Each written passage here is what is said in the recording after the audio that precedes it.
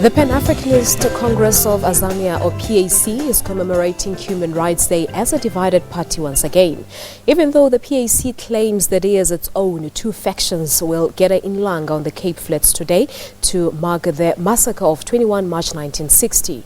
They each have separate programs to remember the three people that were killed in a local anti-pass march. The late PAC activist Phillip Kgosana led thousands in the march in Langa. Izwe lethu iAfrika inkululeko. Langa on the Cape Flats.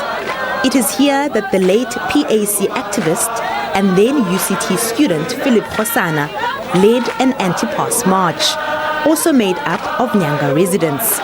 They marched to police stations to present themselves for arrest. 3 people were killed and 26 others wounded.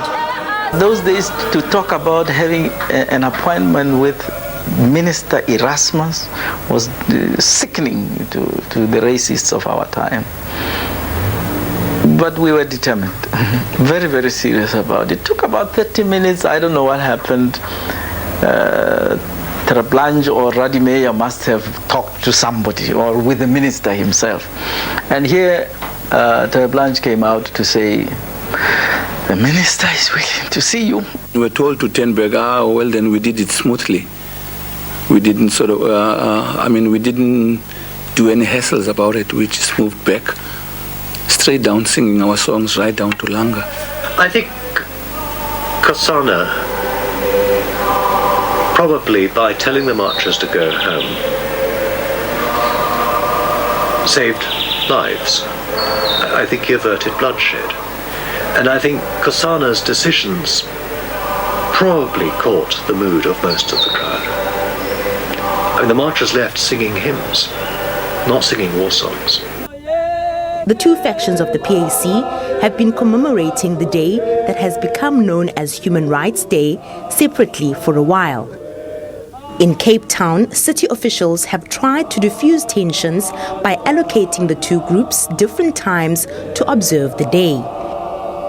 One PAC faction is led by Narias Moloto and the other by Lutando Mbinda.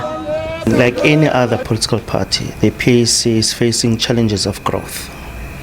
And when that happens, of course, there will be challenges in terms of the party's ideology, in terms of the party stance on current issues.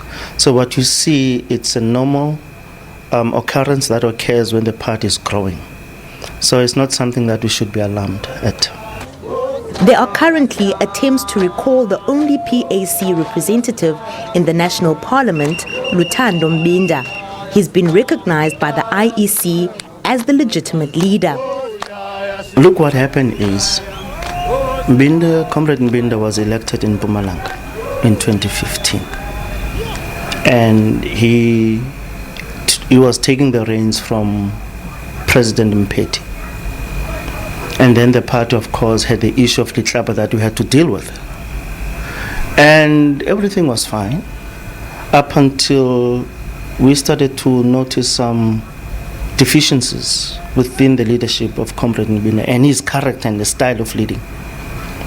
And as the NEC, we then called him and we said, these are the issues that are emerging.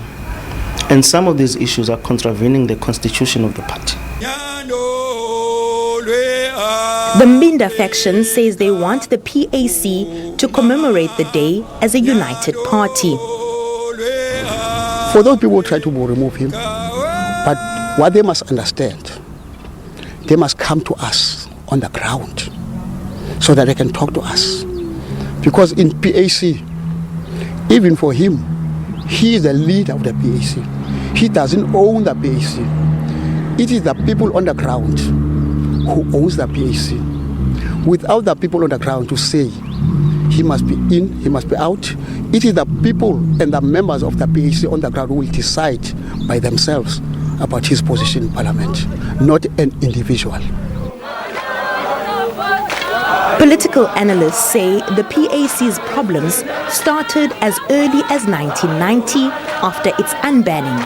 There was disagreement on how the party should be shaped going forward. Analysts say This was worsened by a congress in Fort Hare where two groups had different congresses and never accepted a leadership. They say unless the party finds a strong leader, it can be accepted that the PAC will forever be divided. Nomawethu Solwandle, SABC News, Cape Town.